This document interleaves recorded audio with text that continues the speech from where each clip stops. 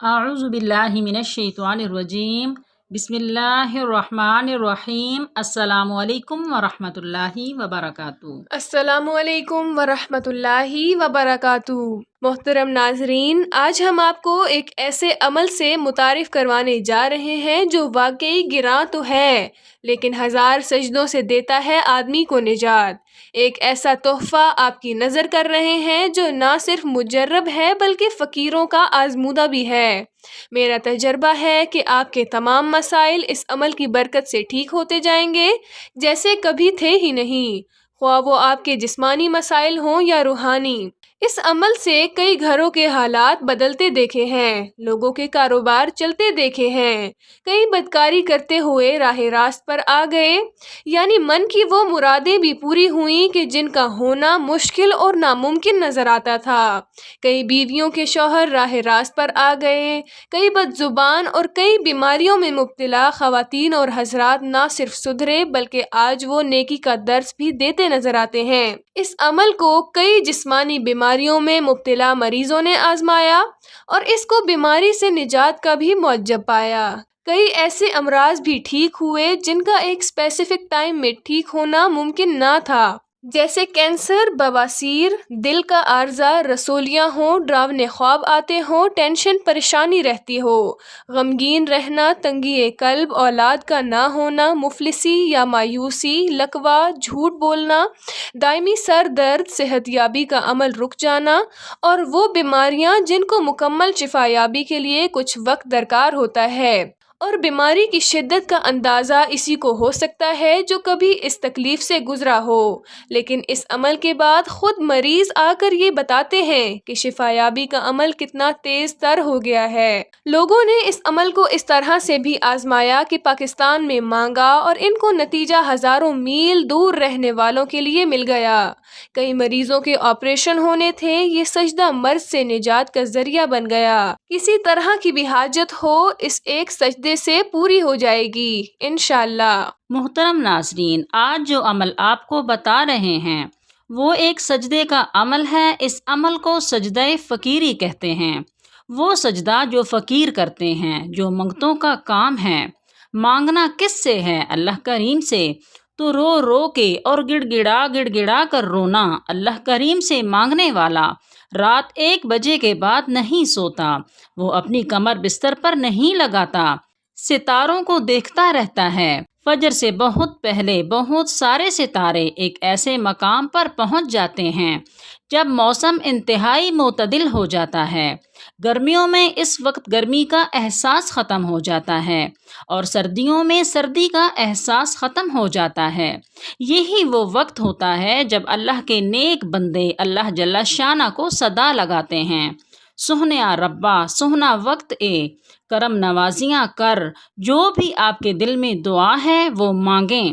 ہر بندے کا مانگنے کا اپنا طریقہ ہوتا ہے، اپنے الفاظ ہوتے ہیں۔ اس وقت جو مانگا جاتا ہے قبول کر لیا جاتا ہے۔ ناظرین، آپ بھی اس وقت ایک سجدہ کر کے اللہ کریم سے اپنی حاجت کو پورا کروا سکتے ہیں۔ عمل کی ترتیب بتانے سے پہلے آپ سے گزارش ہے کہ اگر آپ ہمارے چینل پر نئے ہیں تو ہمارے چینل کو سبسکرائب کریں، ویڈیو کو لائک اینڈ شیئر کریں اور کامنٹ میں اللہ کریم کا نام یا کوئی اچھی بات ضرور لکھیں، کیونکہ اچھی بات بتانا بھی صدقہ ہے۔ اور اگر آپ اپنا نام خصوصی دعاؤں میں شامل کروانا چاہتے ہیں تو اپنا نام، مسئلہ اور شہر کا نام لکھیں، آپ کو خصوصی دعاؤں میں شامل کیا جائے گا۔ ہو سکتا ہے ہماری کوئی دعا آپ کے حق میں قبول ہو جائے۔ ناظرین، عمل کا طریقہ یہ ہے کہ رات 1 بجے کے بعد اگر آپ باوضو ہو کر یہ عمل کریں تو تاثیر بڑھ جائے گی۔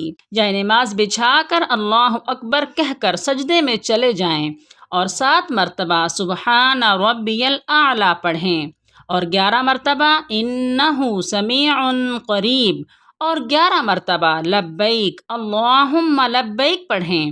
پھر سجدے میں ہی اپنے مقصد کے لیے دعا مانگیں۔ ناظرین، سجدہ فقیری کا وقت اور وجہ قبولیت کیا ہے؟ فجر سے 2 گھنٹے پہلے یہ وہ وقت ہوتا ہے جب میرا سہنا رب پہلے آسمان سے اپنی مخلوق سے ہم کلام ہوتا ہے۔ حدیث پاک میں اس کا ذکر اس طرح سے ہے کہ ہے کوئی مانگنے والا کہ اس کو معاف کر دوں، کوئی حاجت مانگنے والا کہ اس کی حاجت کو پورا کروں، ہے کوئی پریشان حال کہ اس کی پریشانی دور کر دوں۔ اور یہ اللہ جلالہ کی ندا کا سلسلہ فجر کی نماز سے پہلے ختم ہو جاتا ہے۔ یقیناً جو کوئی اللہ کریم کی اس ندا میں آ جائے گا اس کی حاجت پوری ہو جائے گی۔ فقیر اس طرح مانگنے سے غفلت نہیں کرتا، بس آپ سے درخواست ہے کہ مانگیں تو فقیر بن کر مانگیں۔